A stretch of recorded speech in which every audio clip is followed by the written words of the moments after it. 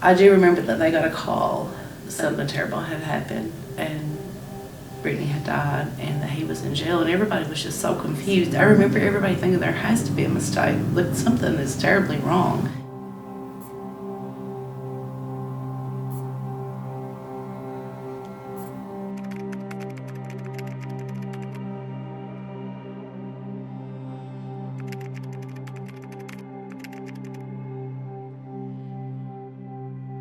My name is Daniel Hamilton. I've been in prison now for 31 years.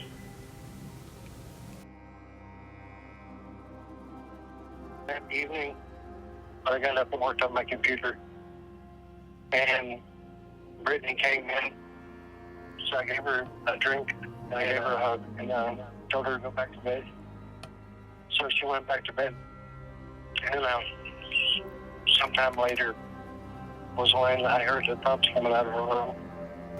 When she started her head banging, I want to say it was probably 3 or 4 months before she passed away. She would just literally be playing with her toys and just throw herself on the floor and just start whacking her head into the ground. And it wasn't even a month before she passed away that I had taken her to the pediatrician, and she banged her head with the doctor right there. And he said it was just a tantrum and that she would grow out of it. Then I got up and went in there, and I saw she wasn't breathing. And I took her to the living room, and I called 911. And I tried to keep on doing CPR. Police officer told me they would take me would follow the ambulance to the hospital. But instead they wound up taking me to the Dell City Jail and arrested me for suspicion of child abuse.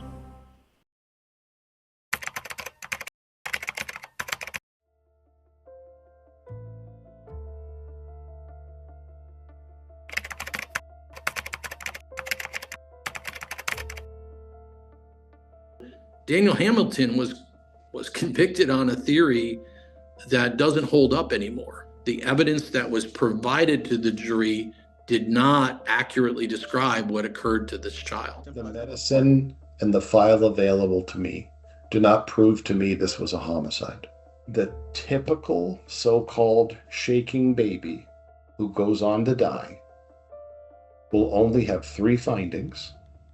The typical one: bleeding around the brain, bleeding at the backs of the eyes, a swollen oxygen-deprived brain. And those 3 things together can be caused by lots of other things that aren't trauma. This little kid has terrible pneumonia. Microscopic work proves that. But this kind of pneumonia took a period of time. And that kid can appear totally normal until they suddenly deteriorate and become septic, and their organs start to fail. They can develop signs of bleeding, such as subdural hemorrhage, subarachnoid hemorrhage, bleeding at the backs of the eyes. No apparent work was put into confirming that the bleeding around the brain was due to trauma. It was assumed it was trauma. There were several other children in the Oklahoma City area. Within a 6-month time, there was that had been killed or harmed by a parent or a caregiver. And they wanted someone to pay for this. And he was the first one they were able to convict. I agree, you should get people that hurt kids, but you should prove it first. Let the evidence speak for itself.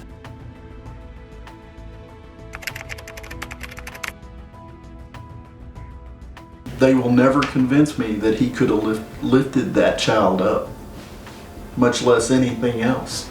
He had trouble just getting the towel to dry his hair because of his back and everything. We were working on a computer and he wanted the case off of the computer and he couldn't pull it off himself. The thing that I remember most about Daniel Hamilton's case is the photograph I was given while we were investigating the case of Dan sitting on the edge of the tub with his little daughter, teaching her how to brush her teeth. And when I saw that picture depicts a gentle nature. In a single photograph, I thought it told you everything you needed to know about Dan. If you could describe Dan in just 3 words, what would they be and why? Thoughtful, kind, intelligent. Say intelligent, funny, friendly. Honest, because he really is honest to a fault. You know, when this all started, they offered him a plea deal and he refused to even consider it because he said there's just absolutely no way I'll admit to something that I didn't do. He's funny without trying to be. He does the dad jokes for days and they're not funny at all, but he laughs hilariously. He's been shortchanged. I mean, that's probably the easiest way. He's been robbed of the last 30 years. Last year, they could only get certain things every year. It was time for him to get a new pair of shoes. Instead, he sends me his cellmate's shoe size number and a pair of boots that he really needs. And he said, just buy him a pair of boots instead. You can only get 1 pair. So he just didn't get any new shoes that year because I sent them to his cellmate. It's just the type of person he is. He always puts everybody else first, even now. Everyone that knew Dan They didn't believe that he did what they claimed he did. He was patient. He was just very hands-on. Never did I see him get angry with his children. Never. Dan was always calm. He loved them and was a good dad to them, and he was proud of them. I would let him watch my children that day if he was out.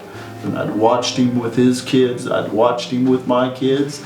And there was nothing that he ever did that was wrong. Nothing. Trusted him 1,000% with my daughter. Some incidents had happened at my father's house and Dan had offered to get me away. And I knew that if he was willing to save me, that he's a good person. There's no way he would ever do anything wrong to my daughter. And just in hindsight, looking back, due to my medical conditions, I believe Brittany had some sort of chemical imbalance or something was going on to cause this child to do that. I feel like the medical community failed not only me but Dan as well because he's in there on an unjust charge. I feel guilty every day of my life that Dan's in prison for something that he didn't do. I firmly believe that. Kids only grew up once and I missed out on it. I didn't see him graduate or go to proms or any of that stuff. So both my mom and my dad have passed. I lost Brittany, which is the hardest part of it all.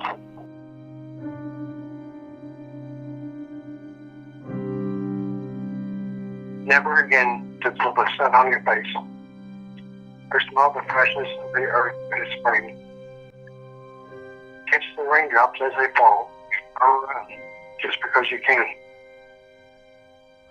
Never to watch the newborn chick or play a game of hide and seek. Climb into my lap and fall asleep, or be comforted when you are sick.